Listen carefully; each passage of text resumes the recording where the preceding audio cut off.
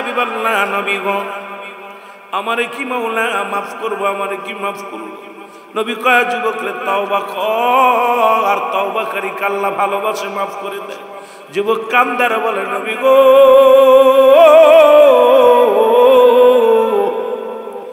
আমার মন বলে রব্বে কারীম আমারে মাফ করুন না। আল্লাহ নবী কয় যুবক রে এমন কি অন্যায় করেছিস, এমন কি অপরাধ করেছিস রে যুবক? যুবক বলে নবী গো আমি এত বড় পাপ করেছি যে পাপ আমার আল্লাহ মাফ করবে না। আল্লাহ নবী ডাকতে বলে যুবক রে তওবা কর, তওবাকারীকে আল্লাহ ভালোবাসে। ও আমার যুবক বাবারা ফিরে আয়, তোদের পায়ে ধরে বলে আজকের মাহফিলে বসে বসে বারবার ডাকি ফিরে আয়। যুবক কান্দে আর বলে নবী গো ইয়া রাসূলুল্লাহ ইয়া হাবিবাল্লাহ নবী গো আমার মন বলে আমার গুনাহ মাফ হবে না। আমার নবী কয় তো বলছে তওবা কর। নবী বলে তওবা কর। যুবক বলে হুজুর আমি যতই তওবা করি আমার গুনাহ আল্লাহ মাফ করবে না। আল্লাহ নবী কয় যুবক রে কি এত বড় অপরাধ করেছিস বল? নবী গো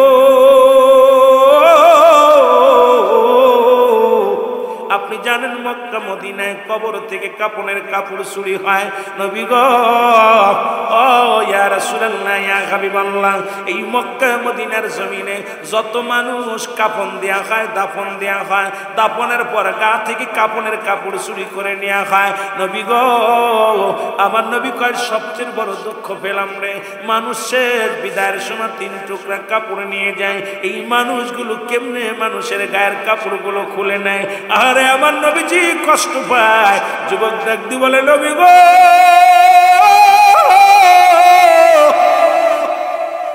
এই মক্কা মদিনার যত কবরের কাপড়ের কাপড় চুরি হতো নবী গো সেই কাপড়ের কাপড়গুলো আমি যুবক চুরি করতাম।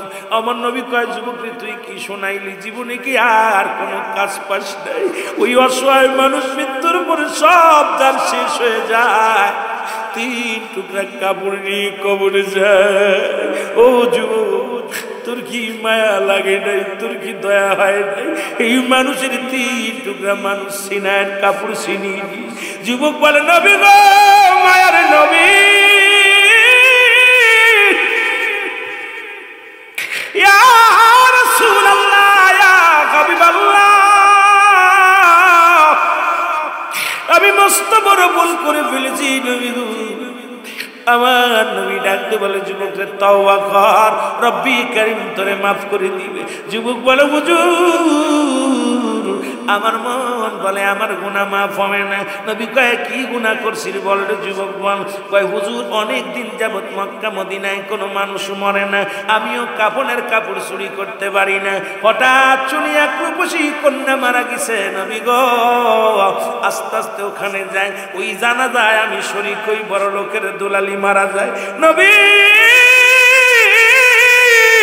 আমি ওই জানাজায় শরীক হই গো। যখন জানাজার নামাজ পড়ে সব মানুষ কাফন দাফন করিয়া যখন দাফন করিয়া বাড়ি চলে যায়, আমি অপেক্ষাছি কখন রাত নামবে কাফনের কাপড় চুরি করব। যখন রাত্র নেমে গেল সবাই যার যার ঘরে ঘুমায় গেল। ইয়া রাসূলুল্লাহ ইয়া হাবিবাল্লাহ আমি আস্তে আস্তে গোরস্থানে গেলাম। গোরস্থানে যা গোরস্থানে ওই কবরের মাটিগুলো সরাইলাম, সরাইয়া ভিতরে নামলাম, নামিয়া কাফনের কাপড়গুলো গা থেকে খুলে নিলাম। নবী গো যখন নিয়ে উঠতেছিলাম কে যেন আমার ভিতর থেকে ডাকতে বলে যুবক সারা জীবন কাফনের কাপড় চুরি করলি, একবার তাকায় দেখ আজকে যে কবরে ঢুকেছি পৃথিবীর সর্বশ্রেষ্ঠ সুন্দরীর কবরে ঢুকছিস। যুবক আজ অন্যায় কর কেউ তোরে দেখবে না, কেউ তো জানবে না। সঙ্গে সঙ্গে হুজুর আমার ভিতর থেকে কেন যেন কেমন অনুভূতি হলো, সঙ্গে সঙ্গে ওই মেয়ের উপরে আমি ঝাঁপিয়ে পড়লাম, ওই মেয়ের সঙ্গে কবরে জিনা করলাম। জোরে জোরে চিল্লায় বলা যাবে না নাউজুবিল্লাহ।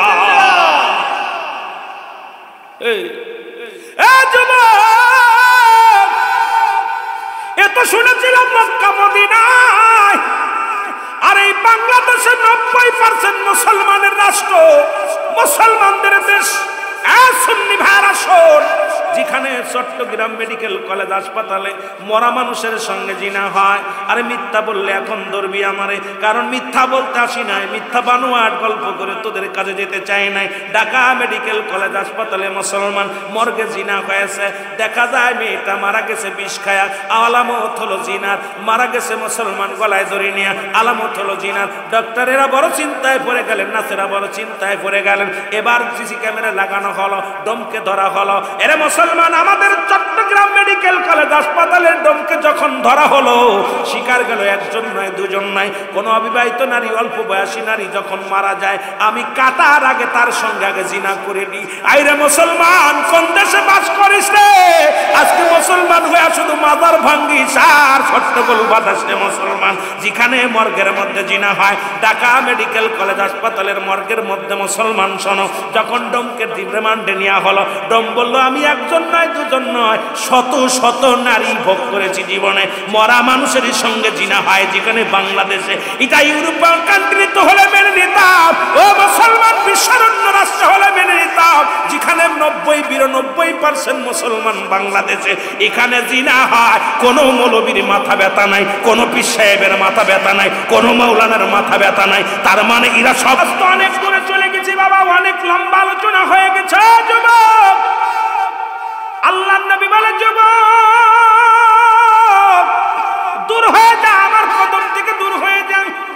বলি ইয়া রাসূলুল্লাহ, ইয়া হাবিবাল্লাহ, আমি যখন জিনা করলাম, এরপরে আমি কাপড়টা খুলে নিয়ে যখন কবর থেকে উঠতেছিলাম, ভিতর থেকে একটা আওয়াজ আসলো, যুবক আমি অসহায় মেয়ে, আমার সঙ্গে তুমি অন্যায় করলা, আমি তোমাকে বাধা দিতে পারলাম না, তবে আমি আল্লাহর আদালতে মামলা দিলাম। পৃথিবীর কোনো পুরুষ আমার জীবনে আসে নাই, তুমি আমার সতীত্ব নষ্ট করলা, আমি আল্লাহর আদালতে মামলা দিলাম। রব্বে কারীম যেন কোনোদিন তোমারে ক্ষমা করে না। জোরে বল আল্লাহু আকবার। হুজুর,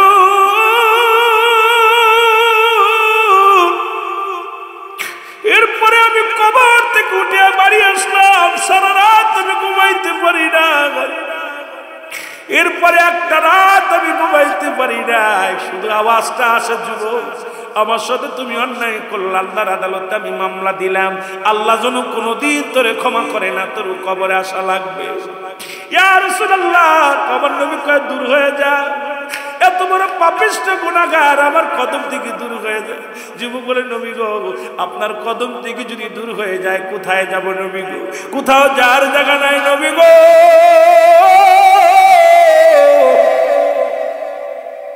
ইয়া রাসূলুল্লাহ, ইয়া হাবিবাল্লাহ, কোথাও যাওয়ার জায়গা নাই, কোথাও বলার জায়গা নাই নবী গো। আপনার কদম থেকে যদি ফিরে যায়, এই পৃথিবীর বুকে আর কোথাও জায়গা নাই, কারণ আপনি একমাত্র রহমতের পেয়ালা নবী গো। আল্লাহ আপনাকে রহমত দিছে। আল্লাহ বলে মা আরসালনাকা ইল্লা রাহমাতাল লিল আলামিন। আমরা গুনাহগার গো নবী, আমরা গুনাহগারে বলো আমরা গুনাহ, আমরা গুনাহগারে ও নবী গো। এর সালাত সালাম জানাই, সালাত সালাম জানাই আপনার উপরে ও নবী গো। ও নবী ও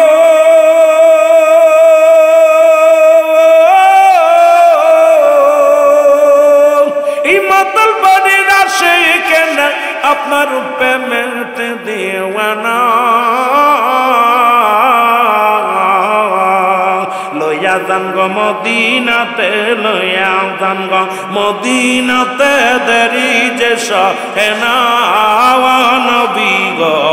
আমরা গুনাহগারে বলো আমরা গুনাহগার গো নবী,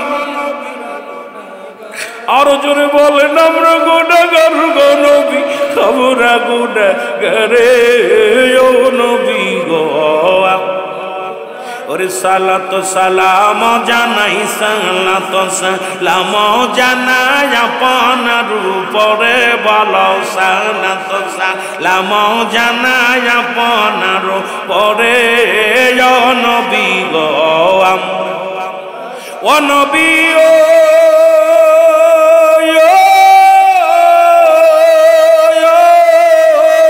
আপনি তো আল্লাহর প্রিয় এই জগতের উপরে আপনার সমতুল্য আপনার সমতুল্য নাই জগতের মাঝে ও নবী গো আমরা গুনাহগারে বলো আমরা গুনাহগার গো নবী আমরা গুনাহগারে বলো আমরা গুনাহগার গো নবী ও নবী গো আমরা গুনাহগারে বলো সালাত সালাম জানাই সালাত সালাম জানাই আপনার উপরে ও নবী গো এ দুনিয়ার মুসলমান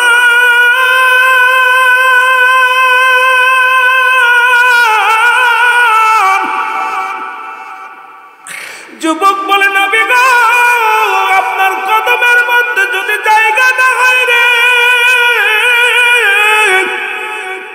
কোথায় যায় কোথায় যে ক্ষমা পায় নবী কয় যুবকরে দূর হয়ে যা যুবক কাঁদতে কাঁদতে চলে গেল একদিন নয় দুদিন নয় 40টা দিন একটু পানি খায় না বনের বনের পাতা লতা খায় কান্দে রব্বি কারীম আমার মাফ করে দাও রে রব্বি কারীম আমি গুনাহগার আমি পাপী রে আল্লাহ দুনিয়ার মধ্যে যত শাস্তি দিবা দাও রে আমার রব ওই কবরে আবার তুমি শাস্তি দিও রে যুবক কাঁদতে কাঁদতে চোখের পানি পড়তে পড়তে গা হয়ে গেল কঙ্কাল যুবক জমিনের মধ্যে পড়ে কান্দে রে মুসলমান এরা যুবক কেমন সময় এলহামের মাধ্যমে শুনতে পায় যুবকরা আর কান্দিস না তোর চোখের পানি সহ্য করতে পারে নাই ভুল করেছিস ভুল থেকে ক্ষমা চাইছিস আল্লাহ তোরে মাফ করেছে রে যুবক যা রাহমাতুল আলামিনের কাছে আল্লাহর নবীর কাছে চলে আসলেন নবীজি ডাক দে কয় যুবক রে তুমি আবার আইছো যুবক বলে ইয়া রাসূলুল্লাহ ইয়া হাবিবাল্লাহ আপনার দরজা থেকে যদি কেউ ফিরে যায় যাওয়ার জায়গা নাই রে ইয়া রাসূলুল্লাহ ইয়া হাবিবাল্লাহ নবী গো আপনি আমারে কালিমা পড়ায়া দেন নবীজি কালিমা পড়ায়া দেয় আশহাদু আল্লা ইলাহা ইল্লাল্লাহু ওয়াহদাহু লা শারীকা লাহু ওয়া আশহাদু আন্না মুহাম্মাদান আবদুহু ওয়া রাসূলুহু লা ইলাহা ইল্লাল্লাহু মুহাম্মাদুর রাসূলুল্লাহ সাল্লাল্লাহু আলাইহি ওয়াসাল্লাম জোরে জোরে চিল্লায়া বলা যাবে না আল্লাহুম্মা সাল্লি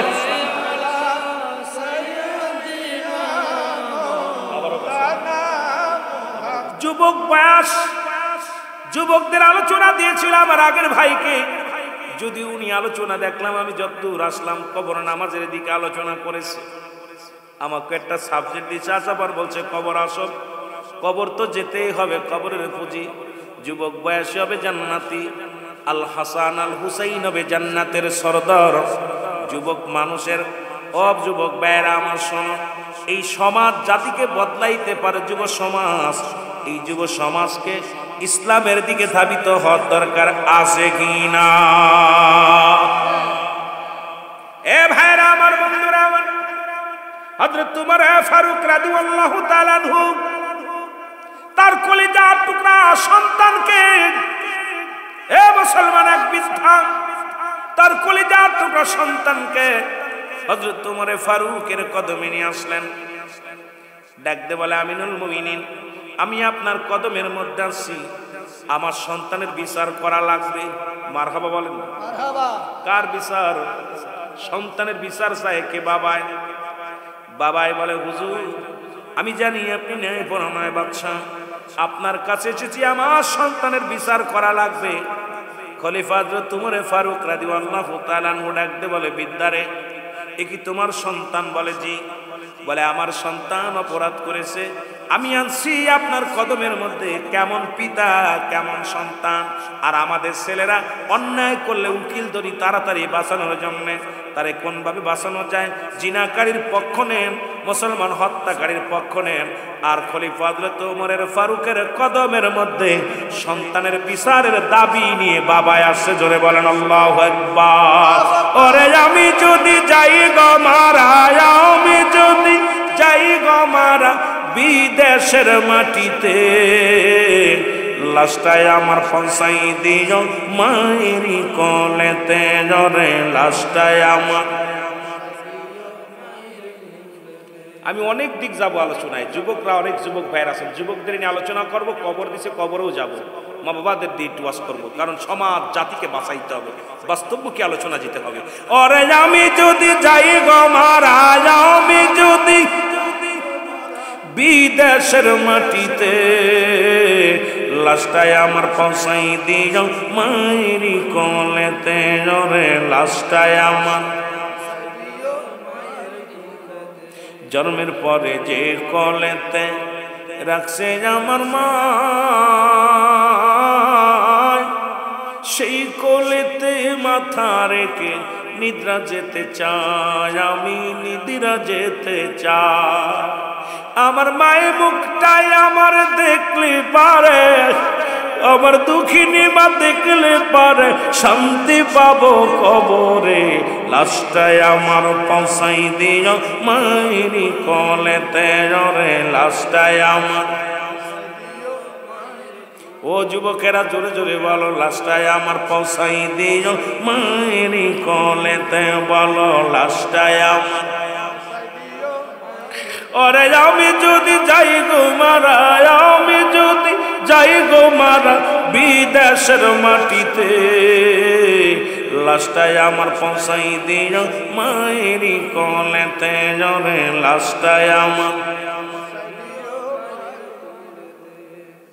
যে কোলেতে মাথা রেখে, যে কোলেতে মাথা রেখে ঘুমাইতাম আমি, ওরে দেখবে আমার জনম দুঃখী মা জননী, আমায় মা জননী। ওরে না দেখায়া দিও না দাফন, তোমরা না দেখায়া দিও না দাফন ওই মা বাবাকে। লাশটায় আমার পৌঁছাই দিও মায়েরি কোলেতে। ওরে লাশটায় আমার।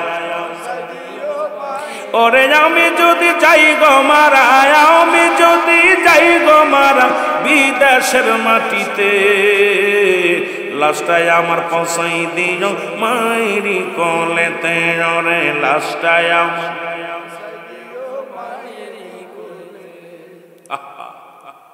এ দুনিয়ার যুবক বন্ধুরা, তেলের কান্ডা লাগা শোনো।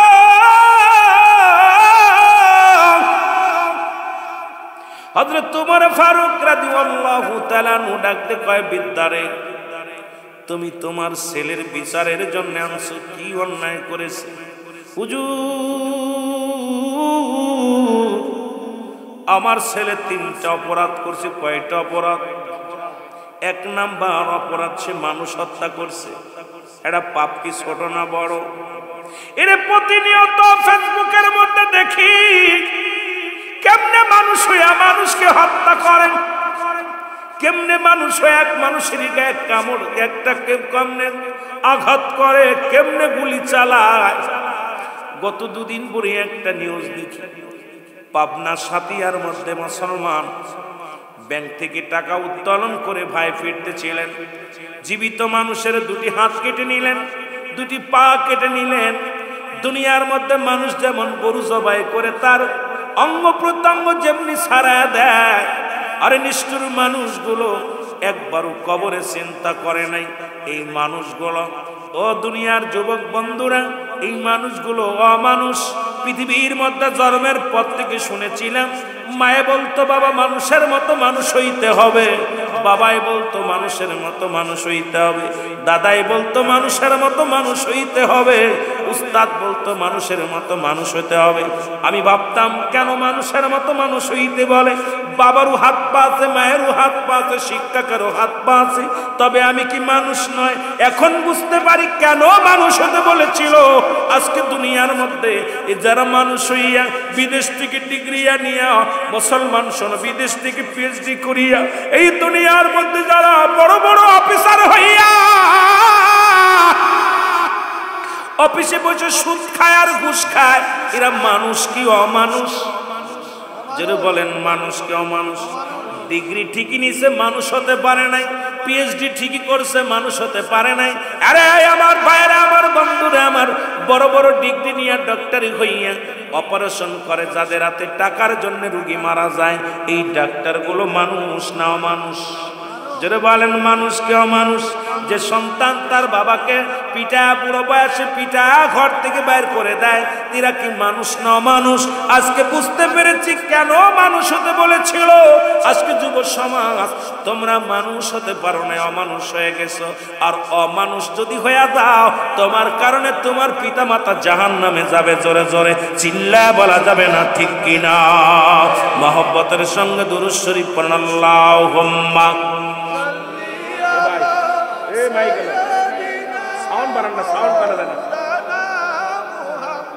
وعلى آل سيدنا محمد اللهم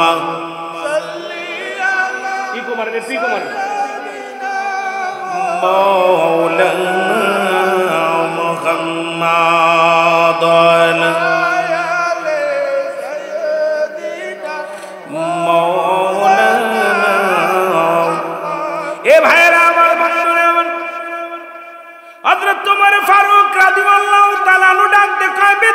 প্রথম অপরাধ কি বলে? 1 নাম্বার অপরাধ মানুষ হত্যা করছেন। হযরত ওমর ফারুক রাদিয়াল্লাহু তাআলা আনহুর চোখ দুটি বড় গরম হয়ে গেছে, রাগে টকবক দেওখানা। দ্বিতীয় নাম্বার অপরাধ, আমার ছেলে দুনিয়ার মধ্যে মাদক সেবন করে, অপরাধ কি ছোট না বড়? এর 3 নাম্বার অপরাধ, আমার ছেলে জিনা ব্যভিচার করে। জোরে জোরে চিল্লায় বল আল্লাহু আকবার। কয়টা অপরাধ? নাম্বার 1 মানুষ হত্যা করছে, 2 নাম্বার মাদক সেবন করে, 3 নাম্বার জিনা ব্যভিচার। আমার যুবক ভাইরা শুনে না, 3টা অপরাধ করেছে। ওমর ফারুক রাদিয়াল্লাহু তাআলা ডাক দিয়ে বলে, যুবক, ও যুবক শুনে নাও, তুমি কি জানো তুমি অবিবাহিত হওয়ার কারণে তাদেরকে জানাজা পড়ানো যাবে, অবিবাহিত হওয়ার কারণে তাদের গোসল করানো যাবে, তাদেরকে দাফন করানো হবে। তবে বাকি অংশটা, তার বেতের আঘাতগুলো, চাবুকের আঘাতগুলো তার কবর উপরে মারতে হবে। একটা বিচার যদি আপনাদের এই মাতাল বাড়িয়ার জমিনের মধ্যে হতো, আমার বিশ্বাস এই মহেশখালীর জমিনে হতো, আমার বিশ্বাস এই জমিনের মধ্য থেকে চিরতরে জিনা ব্যভিচার বিদায় হয়ে যেত। জোরে বলেন আল্লাহু আকবার। ও যুবক, দিলের কান্ডা লাগা শোনো, আজকে ফেসবুক খুললে দেখি এর বউ নিয়ে গেছে, খালি পরকীয়া। আজরে কোন ঠিক? এ যুবক, কোন বিবাহিত নারী, বিবাহিত পুরুষ যদি জিনা করেন, জিনার শাস্তির বিধান হলো, যদি কোনো বিবাহিত নারী, বিবাহিত পুরুষ জিনা করে, শাস্তির বিধান হলো সর্বপ্রথম তাদের মাটি করবে, মাটি করিয়া বুক পর্যন্ত মাটির নিচেই পুঁততে হবে, পুঁতিয়া কঙ্কার মারতে হবে। যতক্ষণ পর্যন্ত মৃত্যুবরণ না করবেন, যতক্ষণ পর্যন্ত মৃত্যু না হয়, ততক্ষণ পর্যন্ত তাদের পাথর ছুঁড়ে মারতে হবে। পাথর, ইট পাটকেল যা পাবেন ছুঁড়ে মারবেন। যখন নিশ্চিত হয়ে যাবেন মারা গেছে, মারা গেলে তার মাটি করে উঠাইতে হবে। উঠাইয়া তার কি করতে হবে? বিবাহিত নারী, বিবাহিত পুরুষ কোনো জানাজা পাবে না, বিবাহিত নারী, বিবাহিত পুরুষ কোনো কাফন পাবে না, বিবাহিত নারী, বিবাহিত পুরুষ কোনো দাফন পাবে না। দিবালায় মানুষের সামনে কুকুর শিয়াল দিয়ে তাদের লাশটা খাওয়া দিতে হবে।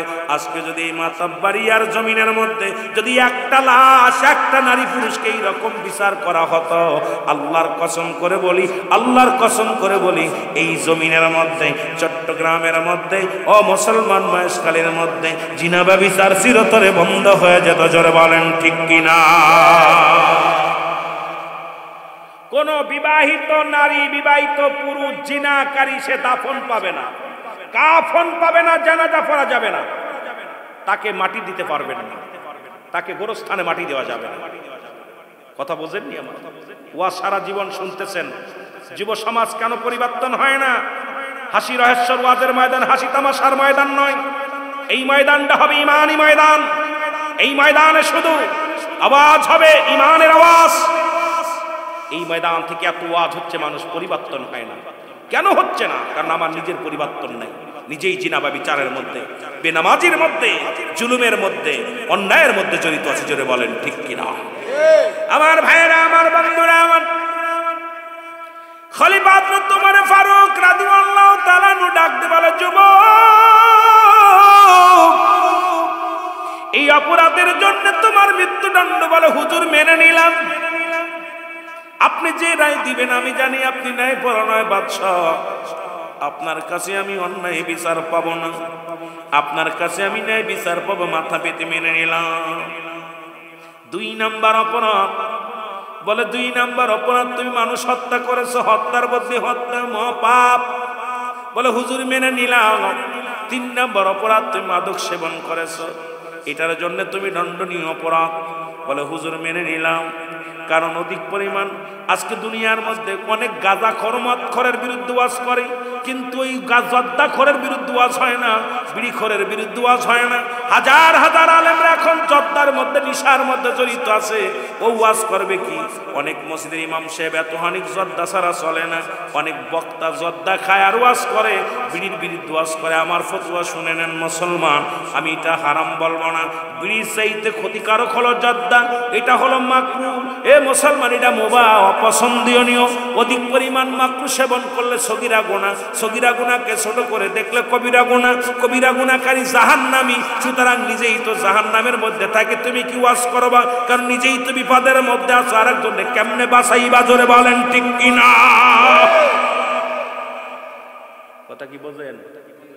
আমার দেশে জর্দাখোর, বিড়ি আপনার বারণ নেই, ও তো বিড়ি উড়াই দিচ্ছে বাতাস, কিন্তু ও যে জর্দা এত অনেক পানির ভিতর নিয়ে খাচ্ছে আর বিড়ির বিরুদ্ধে ওয়াজ করে। ঠিক কিনা? আয় মালবী, নিজে কন্ট্রোল হ, কারণ ওটাও বিড়ি খাওয়া মাকরুহ, জর্দা খাওয়া মাকরুহ। জোরে বলেন ঠিক কিনা? তুমি জর্দা ছাড়তে পারো নাই, বিড়ি ছাড়বে কেমনে? এই জন্য আমার সমাজ বাঁচাইতে হলে অ্যারিস্টটল, সক্রেটিস বই লেখাবার বললেন, নো তাইসেল, নিজেকে নিজে চিনতে হবে। মান আরাফান নফস, নিজের নফসকে চিনতে হবে। কলবুস সালিম, আত্মাটাকে প্রসিদ্ধ করতে হবে। কিন্তু আমরা খালি অন্যের পাশ দৌড়াইতেছি, নিজে সচেতন হইতেছি না, নিজে বাঁচার জন্য নিজে বাঁচতেছি না, খালি পরের বলতেছি। কারণটা কি ভাই? এই জন্য আমাদের দেশে এখন ওয়াজ হয়, পরিবর্তন নাই। ঠিক কিনা? আগের যুগের বক্তারা এত হাদিস কোরআন পড়তো না, এত মারামারি হতো না। এখন খালি মিলাদ কেমনে মারামারি, নূর আর মাটি নিয়ে মারামারি, আর সুন্নি আর ওহাবি গুতো। আগের যুগের মানুষ আলোচনায় আসলো, যে আমার বক্তা কেবল বলে গেলেন যে আবু সুফিয়ান সাহেব আলোচনা করছে, মানুষ চোখের পানি ফেলছে, কারণ তুফাজুল হোসেন হুজুর ওয়াজ করছে। মানুষগুলো পাগলের মতো শুনছে। মানুষ বেনামাজি নামাজ হয়েছে, হারামখোর হালালখোর হয়েছে। বাজান স্বামী স্ত্রী মিল ছিল, মিল হয়ে গেছে, তাদের ভিতরে সব কিছু পরিবর্তন হয়েছে। এখন বক্তা রং বিরং ডিজিটাল বক্তা, আমাদের ওয়াজে মানুষের পরিবর্তন হচ্ছে না। কারণ আগে মসজিদ ছিল কাঁচা, মানুষের ইমান ছিল পাকা, আর এখন মসজিদ হয়েছে পাকা, ইমান একেবারেই পাকা। যদি বলেন ঠিক কিনা? এখন এসির মধ্যে লোক থাকে না। কেন থাকবে? কারণ ইমাম সাহেব তো নিজেই যেটা বলছে ও নিজেই পালন করি না। আমি মাওলানা মানুষ, আমি আপনাদের উপদেশ দিতেছি, নিজেই মানি না। তাহলে আমার কথায় তো কোনো তাসির আসতে পারে, আমার কথায় মানুষ হেদায়েত আসতে পারে। হেদায়েতের মালিক কে? হেদায়েতের মালিক কে? আমরা বক্তারা হেদায়েত বানাই নিছি। এই আলেম খবরদার, হেদায়েতের মালিক কোনো মৌলবী নয়, কোনো মুন্সি নয়, কোনো পীর সাহেব নয়। হেদায়েতের মালিক নবীজি নয়। যদি কোনো ব্যক্তি বলে হেদায়েতের মালিক, আমি ওটা বড় বাটপার। হেদায়েতের মালিক যদি নবীজি হতো, তাহলে আবু জাহেলের কপালে কালেমা হতো। এই কথা বলেন না কেন? আমার কথায় কষ্ট পান? কষ্ট পান? ভাষা বোঝেন? আপনারা আওয়াজ জোরে দেন না কেন? বোঝেন? কথা বোঝেন? ভাষা বোঝেন? বলছে হেদায়েতের মালিক কে? পীর সাহেব, আমিরুল আমিন সিদ্দিকী, মৌলবী, এমনকি আমার নবীজিও হেদায়েতের মালিক। নবীজিকে হেদায়েতের মালিক দায়িত্ব দেন না আল্লাহ। তাকে বলার দায়িত্ব দিয়েছে। যদি হেদায়েতের দায়িত্ব দিত তাহলে আবু জাহেলের কপালে কালেমা জুটত। ঠিক কিনা? ঠিক কিনা? যেহেতু জোটে নাই, ইহা দ্বারা প্রমাণ হয় যে রাসূলকে ওই দায়িত্ব দেন নাই, রাসূলকে বলার দায়িত্ব দিয়েছে। আর আমাদের দেশে মৌলবী দায়িত্ব নিয়েছে হেদায়েতের। ঠিক কিনা? আলেম সাহেব দায়িত্ব নিয়েছে হেদায়েতের। না, আপনাকে বলার দায়িত্ব দিয়েছে, সেই বলতে পারতেছি না। বলার একটা বাসনভঙ্গি যেটা ছিল, এটা আগের যুগের আলেমরা করেছে, কিন্তু আমরা পারছি না। আমরা টাকার গোলাম, টাকার কাছে বিক্রি হয়ে গেছি, অর্থের কাছে বিক্রি হয়ে গেছি। বাল্লুয়া কেলাম, এই দুনিয়াটা হলো পচা দুর্গন্ধ মরি। মানুষের চরিত্র হলো কুকুরের চরিত্র। কুকুর যেমন মরি পাইলে খুশি হয়, শেষ জামানার মানুষগুলো সম্পদ পাইলে খুশি হয়। ঠিক কিনা? ঠিক কিনা? আপনি ঠিক না বলে কোথায় যাবেন? দলিলের কথা কেমনে বলবেন? অস্বীকার করার মতো ক্ষমতা নেই। আমার এখন 2000 বেশি দিকে আমি সেনা দৌড় মারব না। যদি রুলামি সিদ্দিকি আগামীকাল মাহফিল আছে, ভাই কত টাকা হাত দিয়া? তো গেলি মনে হয় দিব কত, 50। আমরা 70 দিবা নেই। ওই দিকে কোন ভাই আমার পাতলা পায়খানা হয়েছে, আজকে আসতে পারতেছি না। কথা কইতে নিরবা, রাগ করেননি? কইব ভাই আমার বউ অসুস্থ হাসপাতালে, এই বক্তা ওয়াজ করতেছে ওই জায়গা। কথা বুঝছেন? হাই রে জামানা, নবী এমনি বলে নাই বাল হুয়া খেলাফ। এই দুনিয়াটা হলো পচা দুর্গন্ধ মরি। মানুষের চরিত্র হলো কুকুরের চরিত্র। কুকুর যদি একটা মরি পায়, দেখবেন ও কাউকে ভাগ দিবে না, সামনে নিয়ে বসে থাকবে। আর বলেন তো, মরিটার পেটে ধরবে? এই কথা বলেন না কেন? কষ্ট পাচ্ছেন আপনারা? ছেড়ে দিব ভাই, ছেড়ে দিব। এই মাহফিল কমিটির লোক কই? আমি আপনাদের কষ্ট দিয়ে ওয়াজ করবো না। আমি রুহুল আমিন সিদ্দিকী কাউরে কষ্ট দেওয়ার জন্য, যেহেতু আমি আগেই বলছি, আমার ভাষা এক দেশের গালি, এক দেশের এক দেশের বলি। না বুঝলে তো আমার লাভ নেই কথা বলি। এত কষ্ট করে আনছেন, আপনি না বোঝেন, আমাকে খালি খালি সারা রাত নাবায়ন পড়লাম, সকালবেলা কোন শীতে কার বাপ। কথা বুঝেননি? নাবায়ন পড়ছেন কিন্তু শীতে কার বাপ, কথা বুঝেননি? এখন বোঝেন নাই। সকাল সারা কি জন্য আমাদের দেশে একটা কথা বলে যে মনে মনে শেখ ফরিদ বগলে একই। আমি কথা বলতেছি, আপনি যদি না বোঝেন তাহলে তো আমার লাভ নেই। একটা কথা ভালো করে বুঝে নিবেন, কথাগুলো ওয়াজগুলো সুন্দরভাবে বুঝে নিবেন। বলেন যে একটা কুকুর কি একটা গরু খাইতে পারে? সম্ভব? কিন্তু দেখবেন যদি আগে ধরে কেউ ভাগ দেবে না। ঠিক আমাদের মুসলমানদের চরিত্র ঠিক এক হয়ে গেছে, কারুর লগে কারুর মিল নাই। আজকে দেখেন সমাজের দিকে তাকায়া কেউ কারুর সহ্য করতে পারতেছে না। এ কয় আমার লম্বা টুপি, ও কয় সোহ টুপি, ও কয় গোল টুপি, ও কয় লম্বা টুপি পাগড়ি, ও কয় 7 হাত, ও কয় 3 হাত, ও কয় মিসাক কর, ও কয় বিরাজ কর, ও কইতেছে দাড়ি লম্বা কর, ও কয় ছোট কর। এই যে ফিতনার জামানা আসছে, এই জামানায় ঈমান বাঁচায় কবরে যাওয়া বড় কঠিন। জোরে বলেন ঠিক কিনা? এর দুর্নীতির ওই রাকরায় বসে জাহির করে জ্ঞান, কলম দিয়া কামায় টাকা, আবার ধরে সাধুর ভান। ওরা শিক্ষিত শয়তান, ওরা শিক্ষিত শয়তান, ওরা শিক্ষিত। আরো জোরে বলেন, ওরা শিক্ষিত শয়তান, ওরা দুর্নীতির ওই রাকরায় বসে জাহির করে জ্ঞান, কলম দিয়া কামাই টাকা, আবার ধরে সাধুর ভান। ওরা শিক্ষিত শয়তান, ওরা শিক্ষিত শয়তান, ওরা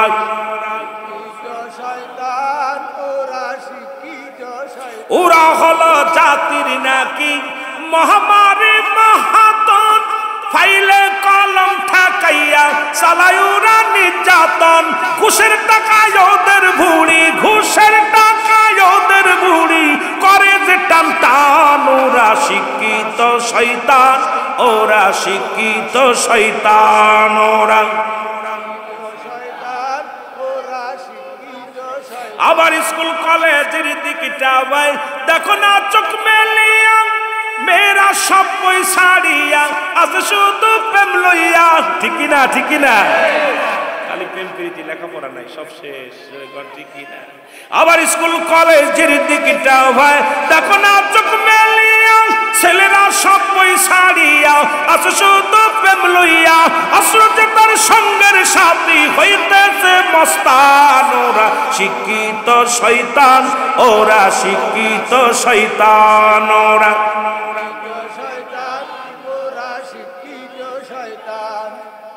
আমার পরে গুসা করলো নি লাইট, সব অভিমান করলে তুই তো না।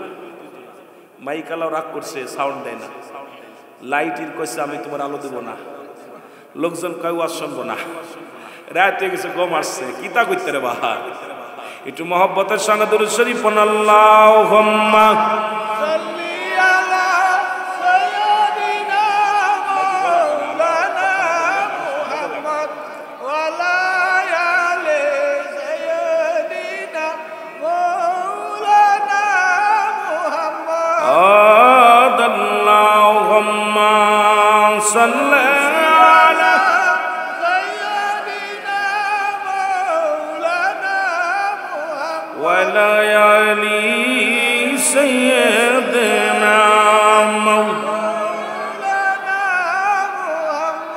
একটু মহব্বত জিকির করেন আল্লাহ আল্লাহ আল্লাহ আল্লাহ